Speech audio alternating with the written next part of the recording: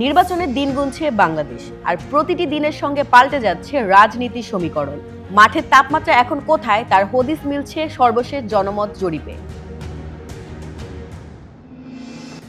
সংখ্যাগুলো স্পষ্ট বার্তা দিচ্ছে।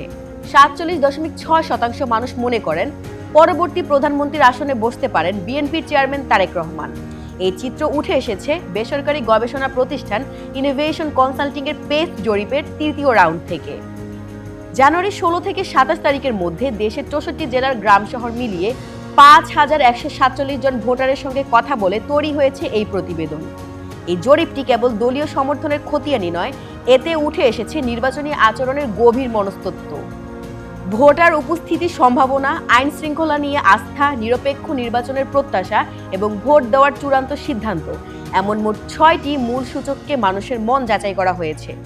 জরিপের সবচেয়ে চমকপ্রদ তথ্য, আওয়ামী লীগের পুরনো ভোটারদের 32.9% এবার বিএনপির দিকে ঝুঁকছেন। শুধু তাই নয়, জামাত, এনসিপি এবং সিদ্ধান্তহীন ভোটারদের বড় অংশও বিএনপির ছায়ায় আসছেন ধীরে ধীরে। এলাকা ভিত্তিক ফলাফলের ক্ষেত্রে চিত্রটি আরও স্পষ্ট।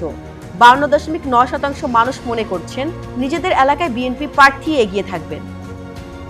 নির্বাচনের পাশাপাশি আসছে সাংবিধানিক সংস্কার নিয়ে গণভোট। জরিপে দেখা যাচ্ছে প্রায় 60% মানুষ সংবিধানের মৌলিক পরিবর্তনের পক্ষে হ্যাঁ বলতে প্রস্তুত। এটা কি শুধুই একটি জরিপ, নাকি বাংলাদেশের রাজনীতিতে বড় পট পরিবর্তনের সূচনা? মাঠের জবাব মিলবে ভোটের দিন, কিন্তু এই সংখ্যাগুলো নিঃসন্দেহে একটি বার্তা দিচ্ছে বাতাসের দিক বদলাচ্ছে। দর্শক, আপনার কি মনে হয় কমেন্টে জানান।